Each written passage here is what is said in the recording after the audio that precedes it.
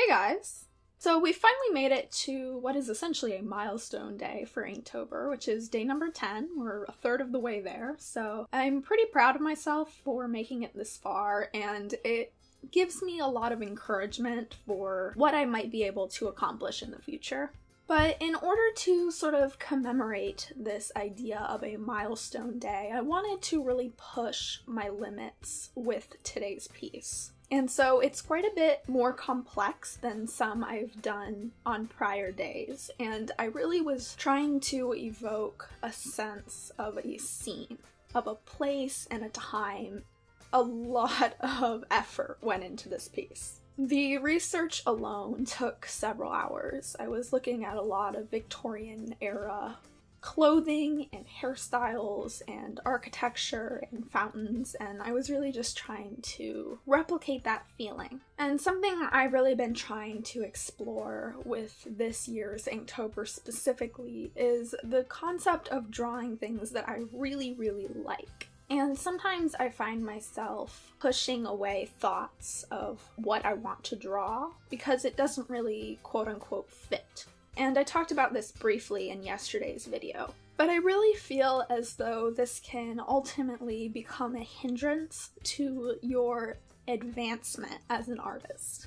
There's a lot that you can learn from drawing things in general that you maybe aren't a big fan of, but this is a completely different scenario than that, because I really do like the look of old things. I've always been a fan of antiques, and when antique shows were a big thing, I watched a lot of them because I was so intrigued by old things and the history of them and the stories and how something that is old tells a story in its own existence. And there's something very interesting and almost magical about that.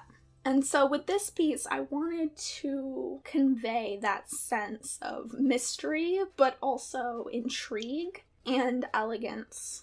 And in the end, I think I was able to achieve that. If I had to pick a favorite piece thus far, this would be it. It's the most detailed, and it's also the one that I spent the most time on. As I mentioned, I spent several hours on the research alone. The sketch took another hour or so just to figure out the composition and how I wanted everything to fall. And the actual execution took about an hour and 40 minutes, give or take.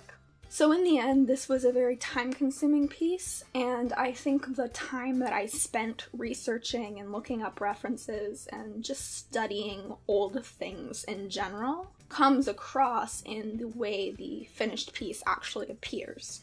And this idea is one that's kind of been developing in my mind since the beginning of this challenge. And I think there is something to be said about allowing your creative ideas time to steep and become better. Because if you jump on an idea so fast that it doesn't have time to turn into something interesting, then it's not going to be interesting.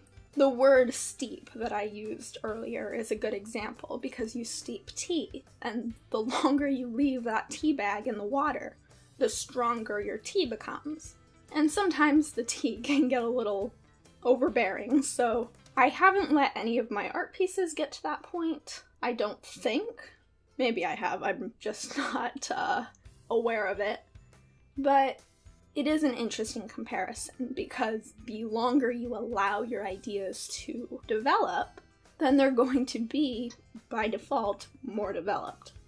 Something I really tried to execute on in this piece specifically were the tones of the piece, and I've talked about this in multiple other videos this month, because using lights and darks and midtones in appropriate places creates a effect that is more dramatic and stunning. However, because of the scene layout of this piece, where there's a background, a midground, and a foreground, I really wanted to make sure that the lights and the darks and the midtones were appropriate to that idea. And this is something that's always been a little bit bizarre to me, I guess you could say. A lot of times I will forget about this.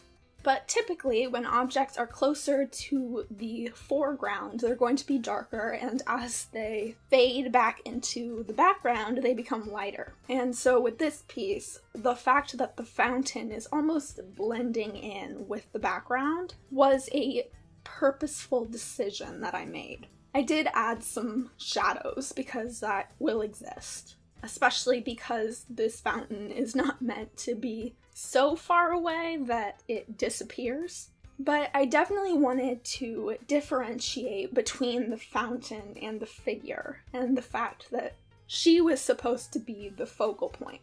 And the roses and the thorns that I created sort of border the piece, and they frame her in. And they're quite a bit darker in tone, especially the rose that is closest to us in the lower right-hand corner. But they are more meant to guide the eye to the figure. And something that ended up being a bit more subtle in the finished piece than I had initially intended, but I think makes it kind of interesting, is the fact that this woman was supposed to have pricked her finger, and it's bleeding. And in my mind, it was supposed to be very vibrant, and you were supposed to notice that immediately. But in the finished piece, I think it's more of a subtle detail. You do notice it, but not before you notice the dress or the roses, because they're darker tones and thicker line work.